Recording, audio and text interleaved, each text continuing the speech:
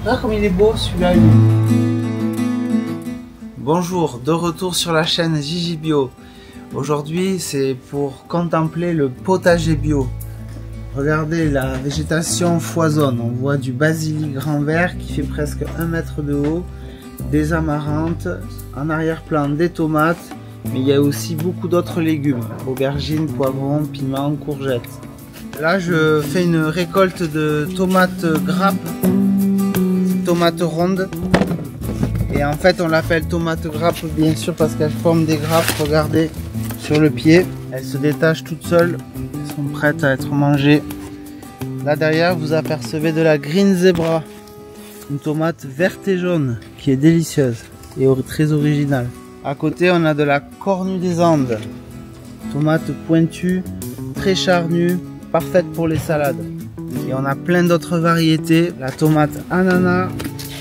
Comme vous voyez, elle est orange et jaune. Elle est aussi très charnue et très bonne.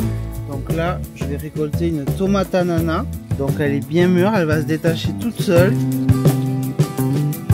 Et ensuite, vous la mettez, toujours conserver les tomates à l'envers.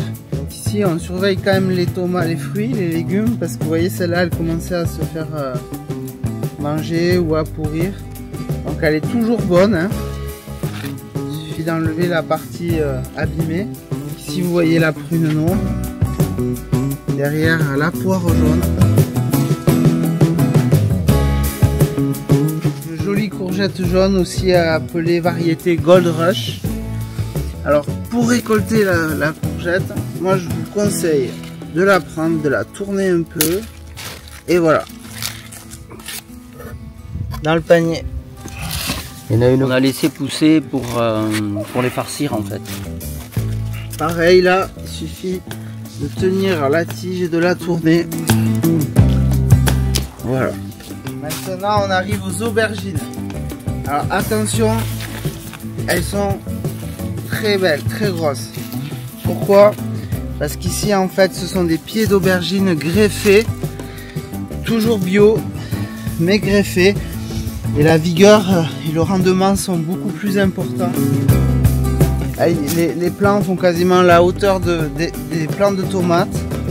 Là vous avez la variété ovoïde. Hop, et à côté la longue.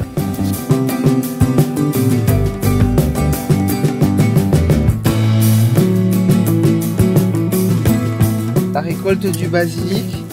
Donc je prélève en dessous des tiges qui montent à graines, en dessous des fleurs, et ainsi le feuillage va se renouveler. Donc je prélève pas tout au même endroit, hein, justement.